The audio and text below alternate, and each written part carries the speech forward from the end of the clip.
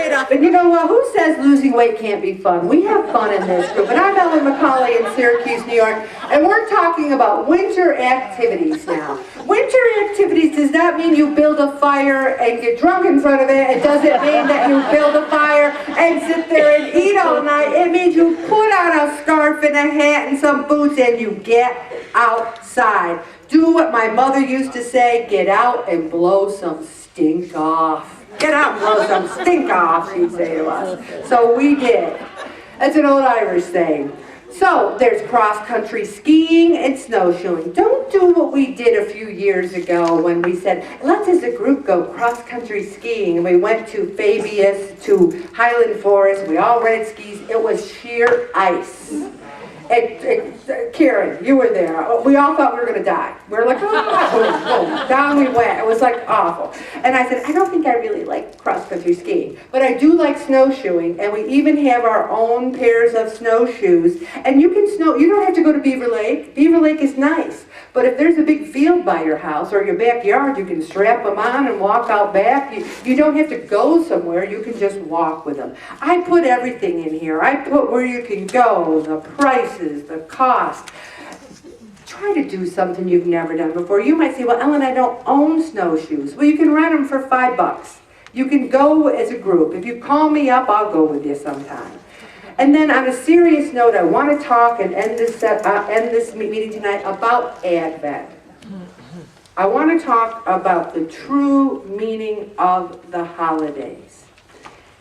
Advent means that we're waiting.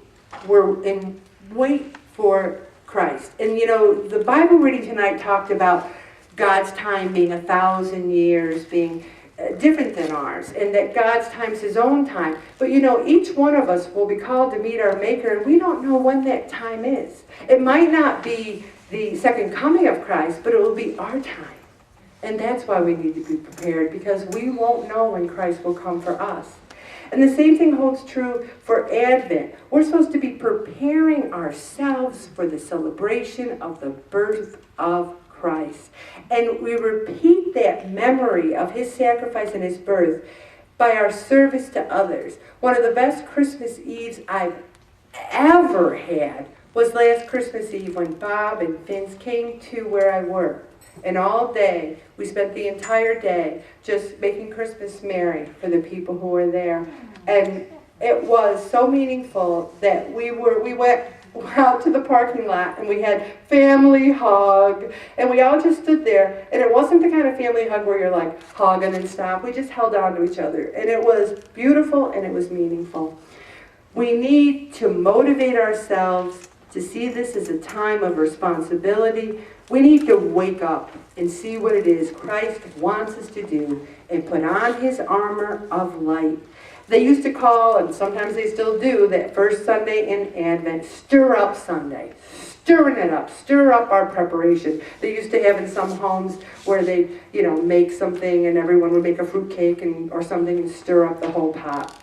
There's some good readings in there, and I'd like you all to read those on your own time. And then, I even put in a recipe tonight for a skinny taco dip that Bob and I made last year. It's delicious.